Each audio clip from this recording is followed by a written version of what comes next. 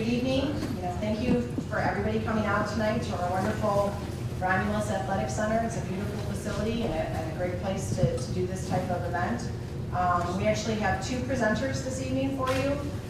First, we have Anthony Minghine. He's the Associate Executive Director and COO of the Michigan Municipal League.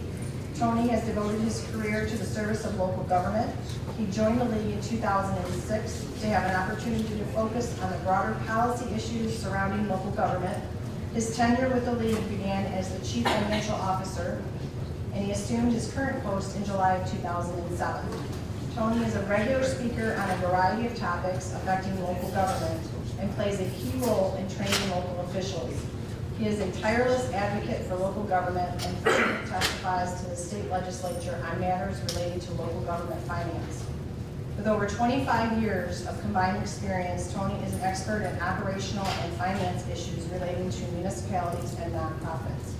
He is a member of the Michigan Society of Association Executives, the Government Finance Officers Association, and Michigan Government Finance Officers Association.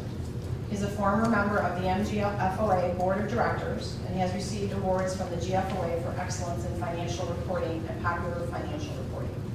Tony has served on the MGFOA's legislative committee since 1998 and is a 1985 graduate of Wayne State University. Tony will discuss in detail how and why the state system for funding its communities is broken and doesn't track with the economy. Secondly, we have Mr. Frank Audia. Frank is a member of Plant Moran's 6-person management team. In his role as group managing partner, he leads the firm's audit and tax practices and oversees Plant Moran financial advisors, including Plant Moran Trust and Plant Moran Insurance Agency, and the firm's benefit consulting practice. Prior to his appointment to the firm's management team, Frank served as leader of Plant Moran's governmental practice, which serves more than 200 governmental units and related entities in Illinois, Michigan, and Ohio. Known for his technical acumen, Frank is a specialist in the areas of utility rates, municipal internal control systems, multi-year planning, right-of-way issues, and municipal finance matters. Frank has served as an expert witness on behalf of governmental units on a variety of subjects and completed several studies of the fiscal health of Michigan local governments for Michigan Municipal League. Say that fast 3 times. Frank has performed a variety of public speaking engagements on these topics as well. He has been a part of the City of Romulus's independent audit team since 1997 and has seen firsthand the financial struggles the community has faced over the last 20 years. He and other members of Plant Moran's team have played an integral role in the city's financial survival and continue to provide experience and knowledge to this administration. And I can attest to his contribution to the community, so he'll provide great information this evening. If you have any questions or comments during the course of the presentation, we're going to kind of wait and hold off till the end, and I'll bring a microphone around the room if anybody wants to ask Frank questions or Tony some questions. Without further ado, here's Tony McGee.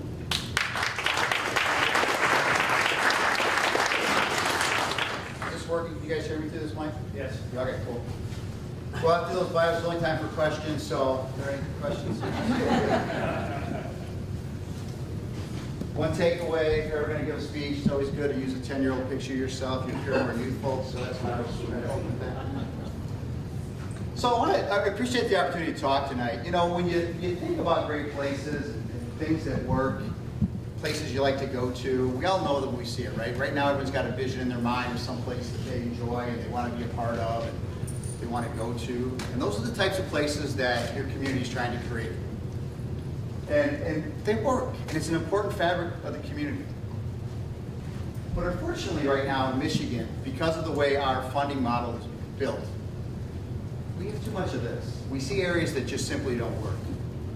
And a lot of what people don't realize is that is a function of a broken finance model in Michigan. We have built a system that simply doesn't work in the economy that we have today to fund our governments in an adequate way. And so what's happening to our cities, and why should you care? Why does someone in this room care if you don't work directly for the city? It's because it's seriously affecting your local government's ability to attract and retain talent, to keep people in the community, and that's going to have a major economic impact on any place. can't keep people there and you can't provide those services, you're going to have a problem. So what are some of the issues that we're facing statewide across this? This is not an issue unique to Romulus. I know Frank's going to talk about some Romulus-specific issues later in the presentation. This is going on all across the state. Every city in the state works under the same finance model, so we have the same issues. Some areas they're more severe than others, but we're all playing by the same rules. So one of the biggest issues we have is the current way of funding local government doesn't track with the economy. Everybody's right now probably feeling, you know what, the economy's doing okay. Maybe you're looking at your investments, they're coming back, and so there's probably a general sense that the city must be doing better, right? But that doesn't translate. We're going to talk about some of the reasons why, give you an understanding of how that's impacting folks. In Michigan, there's been this systematic disinvestment in local government.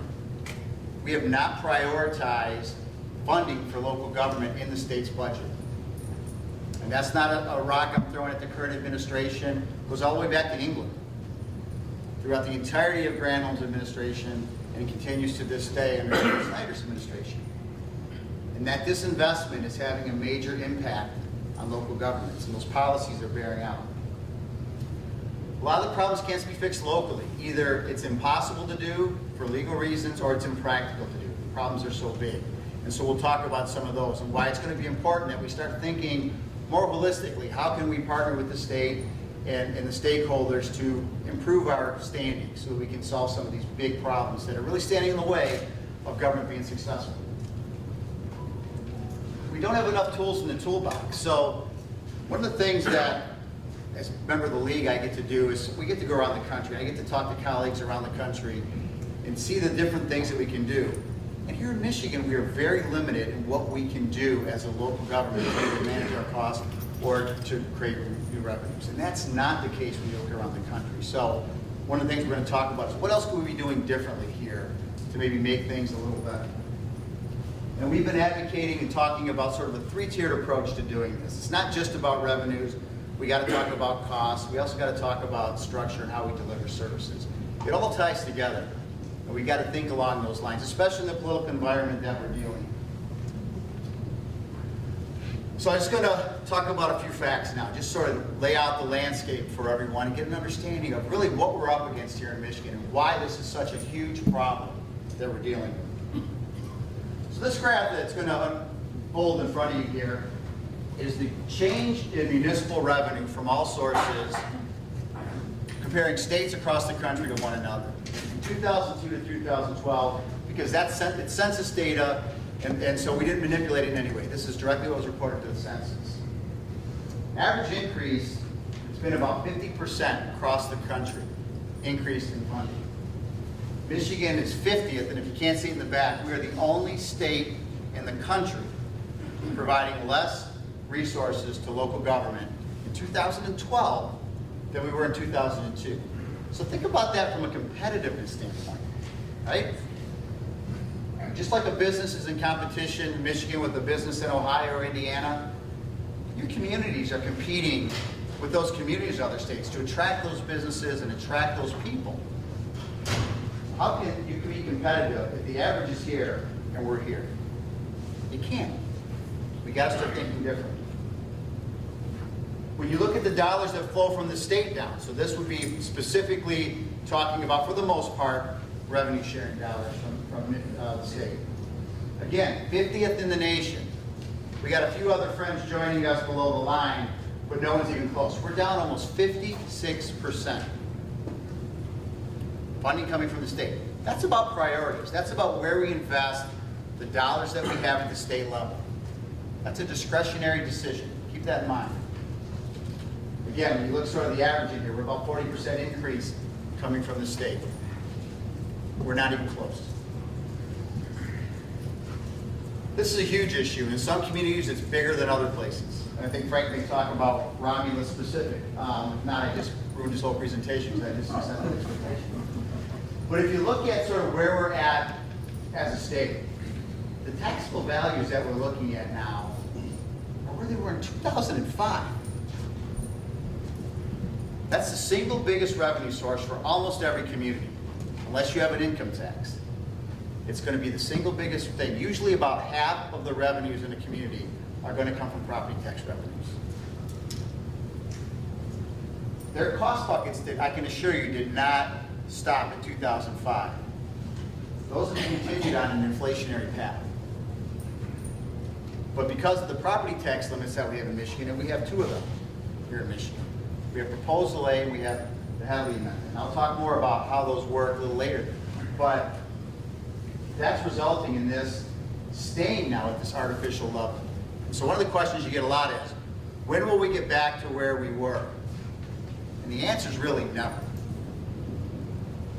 Because of the way those two things interact and freeze those property taxes, you never get the benefit of that because inflation continued here. And what does this get to grow at? Inflation, which means they never catch up. So at some point in 2030, you might get back to 2008, but you never get back to where you were. It's a big problem. Revenue sharing is typically the second biggest source of revenue. And statewide, we've lost about $7.5 billion. But when you start looking at what did communities lose on an individual basis, even though it's a smaller number, it tends to resonate a little bit more. So in Romulus, for example, since 2002, they've lost almost $8.5 million. And if you want to know what I mean when they say they lost that, there's formulas in statute, and there was a promise made in statute back when Proposal A was passed, that they were going to give local government a bigger piece of the sales tax. Local governments used to get a piece of a lot of different revenue sources in the state. You had income tax, sales tax, intangibles tax, inventory reimbursement. There were all these different taxes, and government got a share of those. And when they passed Proposal A did a lot of different things. A lot of folks think of that as a school funding bill. Some folks think of it as a property tax limitation measure. Something else it did is it shifted the money that local government got away from all those different sources to a sales tax only sharing. And when the state started having budget problems, rather than absorb those, they took the dollars away from local government and they solved their problems on our backs.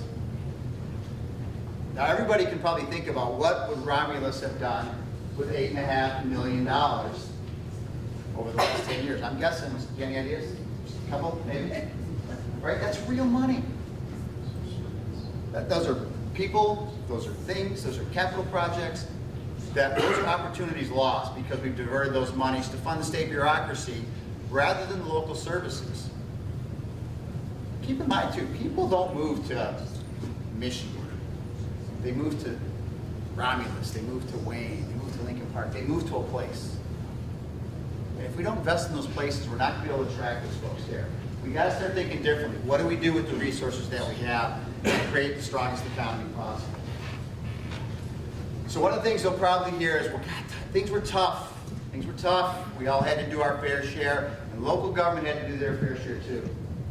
But the reality is, during that same period of time, the state saw their revenues increase 29%. And if you remember back to the slide I showed you before, they cut our revenues 56%. So this idea of shared sacrifice is just simply not true. We did way more than our fair share. And anyone who works in local government would gladly sign up for a 29% increase over that period of time rather than 56% decrease. Because make no mistake about it, dollars and services are the same thing. We can talk about efficiencies till tomorrow morning. That's in the margins, okay? Finding the cheaper way to buy light bulbs doesn't make Romulus a better place. You got to be able to provide those services that people expect. It's part of being a great place. Where'd they go? What do we do with some of this money that didn't find its way to local levels? You can see there were a lot of state departments that saw increases. DEQ, Attorney General, legislative. There were places that we spent more money. We just didn't spend it locally. I don't think there's a lot of economic benefit to the Lansing bureaucracy in terms of growing our economy, making our community stronger, doing those types of things. We got to start thinking differently. Where do we invest the dollars that we have to get the most bang for the buck? I think it's local. Government is a people-centric business. You deliver services, you deliver them with people. When you look at the change in employment in Michigan, Again, 50th in the nation. A lot of areas where we're 50th in the nation. You don't know how many slides are not in this presentation that show us 50th in the nation. We're down almost 23% change in employment. That's people providing services. That's how much we've cut on average across the state. We're trying to compete again, where they're adding people, they're adding those services. You gotta start thinking differently about this stuff. When you look at our rank per capita in wages, from 92 to 2012, we went from 13th, basically in that top quartile, to 37th to the bottom. That's a remarkably steep decline in wages. That impacts our ability to attract and retain people, recruit people into government service at all levels. And while we can talk all we want about, we're doing public service and all that stuff, and that's all true. And most people I know that work in local government have the best of intentions and truly care medically, but you gotta be able to attract and retain people into this stuff. And to do that, you gotta pay a competitive wage. And we're disinvesting. We're disinvesting at all levels. So another way of thinking about all that, by the way, is when you talk about efficiency arguments, when you talk about doing more with less, you can't do any less than 50. Right? So when people want to say we got to be more efficient, we're already the most efficient. We have the least, and we're doing a lot with that. So we got to keep that in mind as we talk about efficiency. We start to define these things we talk about. So when you look at payrolls across different sectors of government, again, remember a couple slides ago, state revenue's up 29%. Payroll up almost 24%, almost a 1-to-1 for the state. When you look at all local government, cities, villages, townships, and counties, you see payrolls decline about 15%, and when you isolate it just to cities and villages, down almost a third. Down almost a third. This is where it's happening, folks. We're disinvesting in it. It makes no sense. We're not being smart with the resources that we have. We got to start thinking differently about this stuff. So that's a lot of data around some of this stuff. So Close Up is a survey that's done by the University of Michigan, and they survey local officials, and they ask a variety of questions. It's kind of to test the mood of folks working in local government. What do they think? How do they perceive certain things? And as you might expect, 64% agree with what I'm standing up here talking about, which is we have a broken municipal finance system that doesn't work. 2 out of every 3 people working that were surveyed agree with that premise. 82% think we should deal with unfunded mandates. For those of you who don't know, going all the way back to the Headley Amendment, which passed in the 70s, one of the provisions in Headley said if we ever ask local government to do something after we've adopted Headley, the state's got to pay for that. Bill, how many times the state paid for that? Once. Once. It's a problem. There's been a lot of things that have been pushed down to local government that the state has not done. That's something that's got to be addressed. There's actually a lawsuit that's been filed around Headley, and that's one of the things that they're talking about doing there. 76% would support Headley reform. Headley reform does not mean Headley repeal.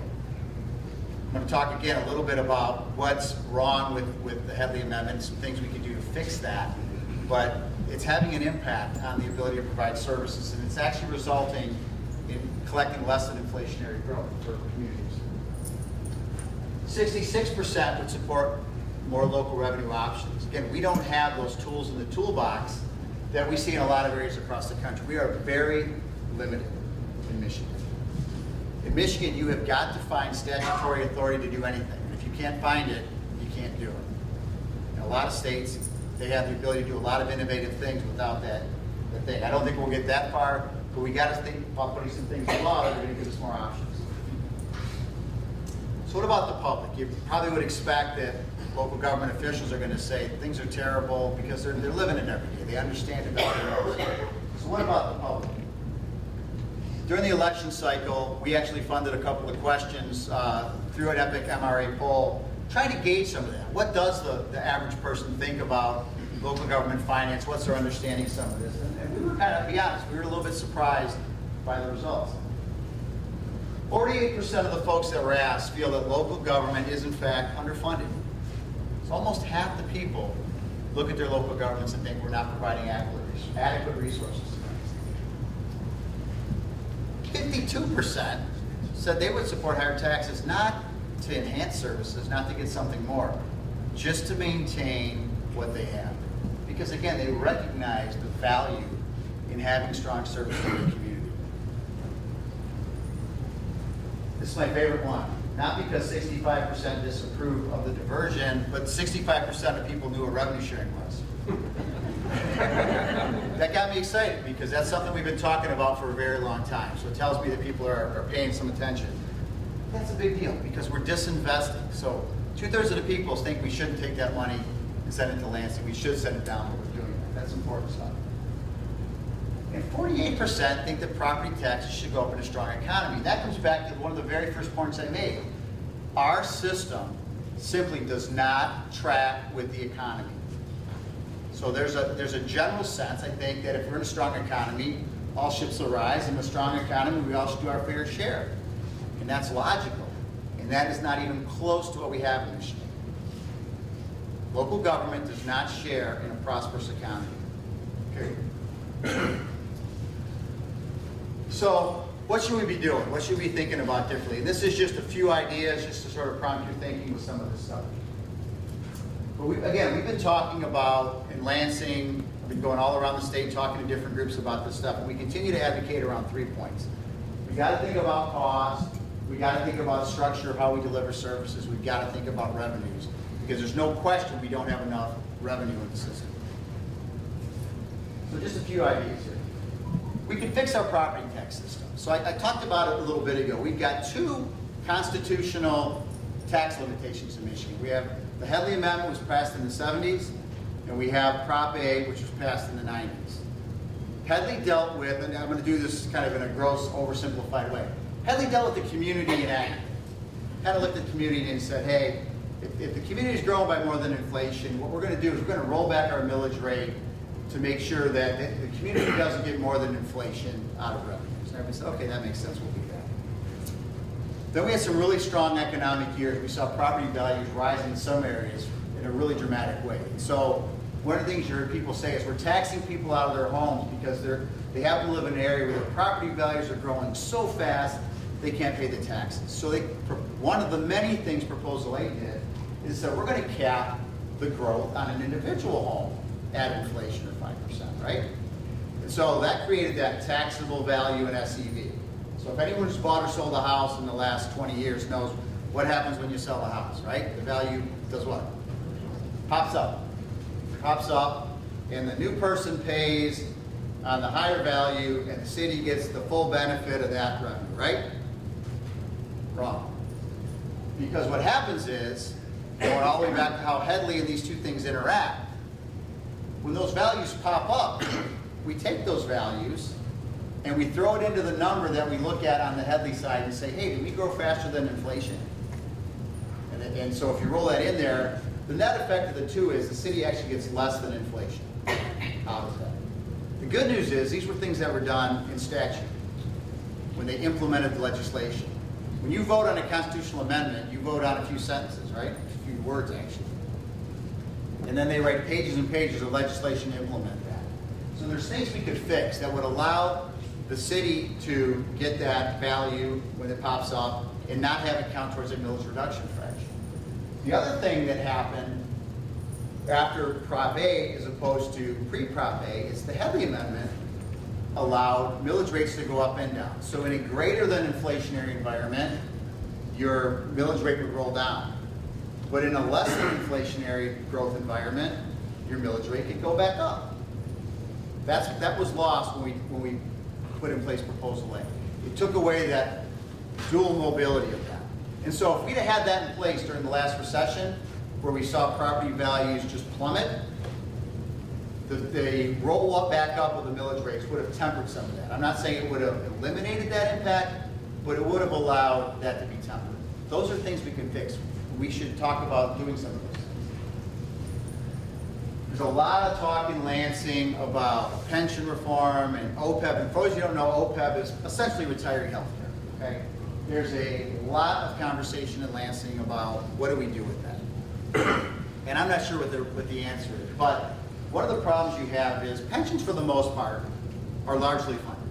There's been a constitutional requirement they be funded since the 60s, and for the most part, communities make those payments into those systems. And if they're not funded, it probably has as much to do with investments or other factors. It's not that they're not making those payments for the most part, okay? So pensions, I'm not saying they're without issue, but I think they're in a lot better state than OPEB is. OPEB, on the other hand, and I'm just talking in big statewide brush here, about $11 billion of unfunded liability, and on average, it's funded at about a 14% level. Pensions, in contrast, are I think at about 85% on average funded, just to contrast the two. So we got to think about how can we deliver that benefit in a way that's going to be more cost effective, at the same time providing a good benefit to the folks that are getting it, because you want to make sure folks have good health care. One of the conflicts, I think, in that is you might have someone that retired in 1988, you know, and they have a health care plan design that was made in 1988.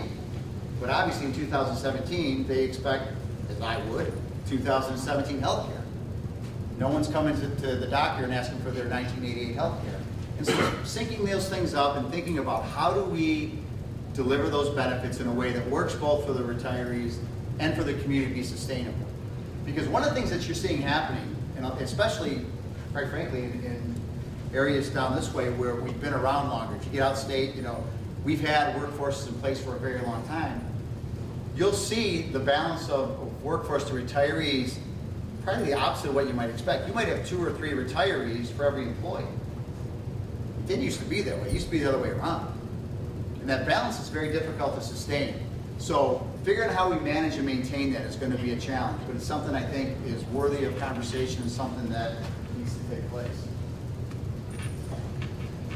We've also got to start thinking about investment tools. Right now in Michigan, the only way, if you're an administrator, a community finance director, council, whatever, to balance a budget, assuming you don't have any excess millage capacity, which most places don't, is to cut.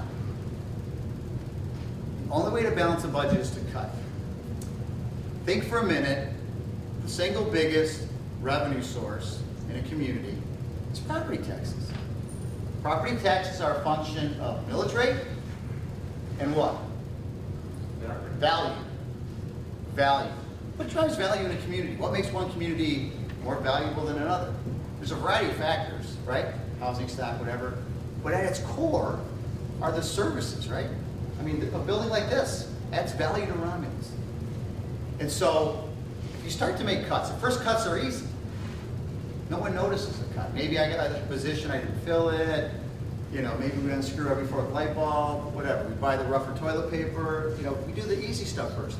At some point, those cuts become real, they become tangible, and they become noticeable. And when that happens, every cut you make diminishes your earning capacity.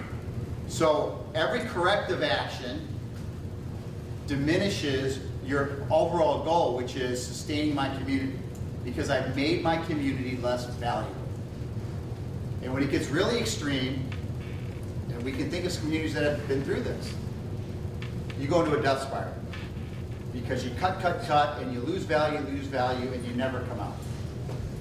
We got to start thinking differently. How do we enhance the revenue generating capacity? We're going to run government like a business. Would we impede our revenue generating capacity? Would we balance the budget? If I was a turnaround manager in a private business and they were struggling to make ends meet, I would roll in on a Friday and say, tell you what, y'all go home.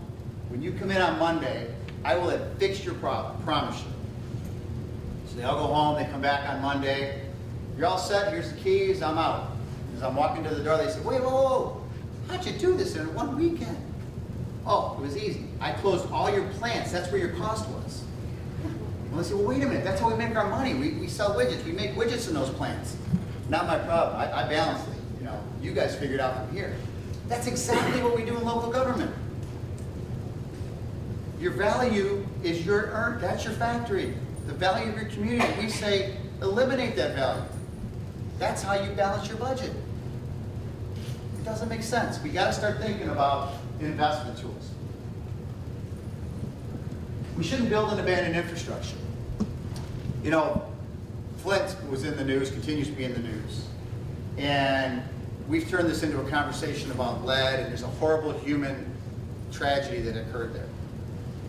But what got lost in that, at least from someone who's been talking about this for a long time, is what really caused that? A big part of it was we had infrastructure built for 200,000 people, and now we're trying to maintain it with less than 100,000 people. And if we're being honest, the 100,000 people that probably have less means than the 100,000 people that left.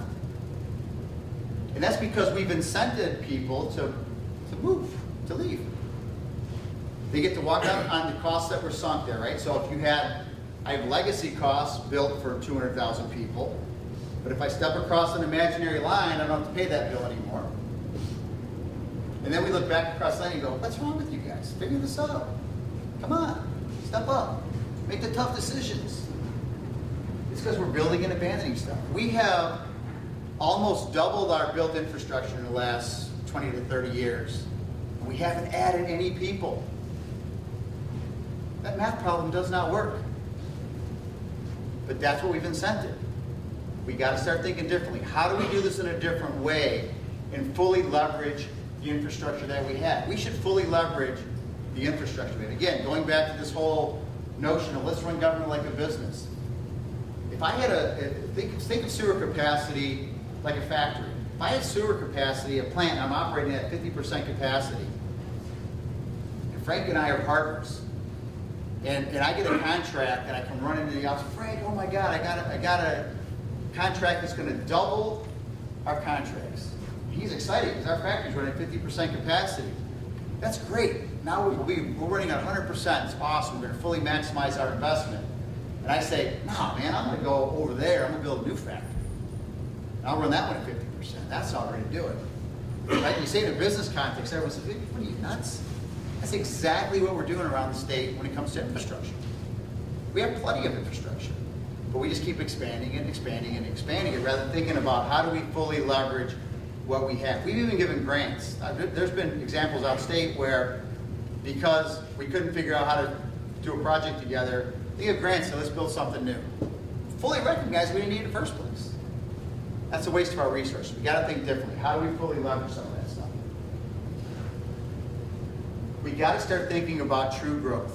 I've been talking about this for a while. The governor actually mentioned this in his State of the State address. He said, I want to attract, I forget the number, 20,000 people. I want to get to 10 million people. We've been around 10 million people going back to the 80s. But we are losing ground because we haven't experienced true growth. We talk about jobs, we talk about SEV growth, we talk about a lot of different things. True growth is about people. Any guess how many people would live in Michigan today if since 1980 we had kept pace with the rest of the country? About 10 million people here now? 13. How many? 13 million. 14 million. 14 million people if we'd just kept pace. Think of what a different economy we have by any measure, if we had another 4 million people here. And we should have 4 million more people here. Frankly, we should have 6 or 7 more people here. We are losing to places that shouldn't be able to carry our lunch for us. You know, I have a lot of family that's relocated to Phoenix. I talk about this all the time. If you ever go there, you say, well, Phoenix is cool, man. They got all this great stuff going on. And that's the irony of it. Because it's hotter than the surface of the sun. They have no water. And they're kicking our butt. Because they're investing in their communities. They are creating those places that people want to be a part of. They're doing the other things. So in spite of the fact that in every other way, they're worse than us. We have better universities. We have better schools. I mean, just period. We are killed by any measure. And somehow we've played that hand into illusion because we're not investing in the ways they are. They're investing in transit. They're investing in communities. They're creating these places. And that's what we've got to do here. We've got to start thinking about how we invest here and make Michigan stronger. Because by making our community stronger, we're going to have a stronger Michigan. Over 85% of GDP across the state and across the country comes from our communities, our metro areas, our metro regions. I'm not going to distinguish between cities, townships, whatever, but just in general, 85%. And we're disinvesting in it. Again, it doesn't make sense. It doesn't make sense economically. It doesn't make sense just logically. We are not going to win this battle by having the lowest taxes and the cheapest services. If anyone's looking to move, is that what the first thing they ask when you sit down with your spouse? You say, where are we going to move? I don't know, let's try to find that place that's going to get the cheapest. That's the goal. That's what I want more than anything else. What about schools? I don't care about schools. I want it to be cheap. What about parks? I hate parks. It's cheap, right? Those are all the things you look for. You drive through a neighborhood, and you see a house, and all the things we just talked about. That's what matters. And at some point you say, what are the taxes? And it's about the 14th question you ask. And unless it's outrageous, you move on. And that's all we've been focused on here in Michigan, is we focus on tax structure, we focus on all these different ways as creating a better Michigan. I would submit to you it hasn't worked, because we have a very favorable tax environment, we've done all these things, and nobody's come back. So we gotta start thinking differently. Am I advocating that we should just raise taxes? I am not. I'm saying we should invest the resources that we have smarter and better, and incent the behaviors that we want. And if we do that, all this stuff will happen naturally. If we create a municipal finance system that benefits from growth, and if we incent the things we want, all those things will have an impact of creating a better and stronger community, which will create a better and stronger Michigan. We really think that is at the heart of resolving this stuff. So just real quick, some stuff we've been doing. So first of all, the league has created this Save My City effort, and that's something that we've been doing. We've had lots of meetings with the administration and legislators, just hammering on this issue, because it's really important. And with term limits, it's an issue that you never get to stop talking about. We had 43 or 44 new legislators just this year. So that's that many people, absent the handful that maybe were local elected officials, that you've got to start educating them stuff on. And it's a very real thing. This is a little anecdotal thing, but I do lots of interviews literally every week somewhere. Someone's calling me to talk about this stuff. And I did a big interview with Bridge probably a year or so now, talking about revenue sharing losses in great detail and all the things that were happening. And he called me back a couple of days later and said, I'm not calling you a liar, but I've talked to 3 legislators who are adamant, just absolutely adamant, they've raised revenue sharing every year they've been in office. And I was like, oh yeah, how long have they been in office, 2 years? Yeah, how'd you know? Okay. Because the last 2 years we've had increases in constitutional revenue sharing, which they passed a resolution approving, but they had no control over. And so if they want to say, if that's the window we're talking about, technically we've increased revenue sharing. My window's a little longer. I get a little longer view in my rear view mirror. And that's part of us getting them to understand that. A lot of them think revenue sharing is a gift. They don't understand the deals. All these things become part of that, and they're getting folks to understand some of that stuff. Do a lot of this, talking to outside groups. And we're trying to not just talk to local elected officials. We want to talk to citizens. We want to talk to business people. Because what people need to understand is they have a dog in this fight.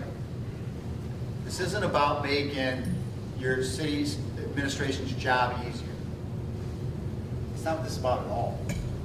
This is about your community, the value of the service they provide, and what it means to you, whether that's the value of your home, the value of your business, attracting people to your business, attracting people to work at your business. And you know it's true, right? When you think about whether you're personally looking for a job or if you're a small business trying to attract people there, all that stuff counts. All that stuff counts. And if you're driving over the surface of the moon to get to some place, or the schools aren't good, or the parks are terrible, you're going to have a hard time. And we got to recognize the value those things bring. We've been working on policy development, just being prepared for the conversation when it comes. And it's starting, there's a lot more conversation around that. We're trying to put together draft legislation. We have, for example, talking about that heavily Prop A reform idea. We have draft legislation when we think there's an opportunity. We're going to try and advocate for some of those things. education and outreach is going to be something we've done for over a year. We anticipate doing it for the next couple of years, probably through this entire legislative session, with the end goal of hopefully making some meaningful change in the model that we're using here in Michigan. We have commissioned a few independent reports. Here's a couple of those. We actually have a new one, which I'm going to have to update the slide, but if you really want to dig into the nuts and bolts of why this happened, the one on the left will do that for you. That was put together by Mitch Bean, who ran the House Fiscal Agency for many years, and Bob Klein, who's former treasurer of the state of Michigan. So they have some tremendous insights. If you really want to understand these numbers, you can get those there. The other report's a much later read, but it really gets back to a lot of what we've been talking about weaving through here, which is the importance of place and creating great communities and strong economy. The data is there, the data is overwhelming, the data is very clear that strong, vibrant communities create economic opportunity for everybody. And we have to have a system that will benefit from that. Because what we have now is a system that does not benefit from that. Some of the things we've done actually have exacerbated that problem. You know, right now, if you attract the manufacturing place to your community, there's jobs for the community. But if you're the city, because we've eliminated personal property taxes for new manufacturing, the economic benefit that they would have normally used to help provide services to that place and maybe infrastructure improvements and things has been negated by doing this. So we continue to do things that have made us not responsive to the economy and the service demands. We've created a website, again, around the Save My City effort, savemycity.org, and MI, see how it works, kind of fancy, huh? And there's a lot of different information, all the stuff we talked about is out there. One of the neat things that's out there too is a revenue sharing loss calculator. So you can go out there for any community in the state. If you want to know what we estimate that they've lost over the last 15 or so years, you can go out there and pull that up. And that's been a very powerful tool, not just for us, but even for the media and other places to go do that. And it's interesting how that resonates differently when you think about what that meant to your community. Because everybody knows their community and they have a vision for it. When they see what those dollars are, they have a vision for what they could have been. So I'd encourage you to take some time to go out there and do that. And with that, that wraps it for me. We will definitely do questions at the end when Frank's done, but I'm going to hand off to my friend over here and we're going to have some fun. Well, we're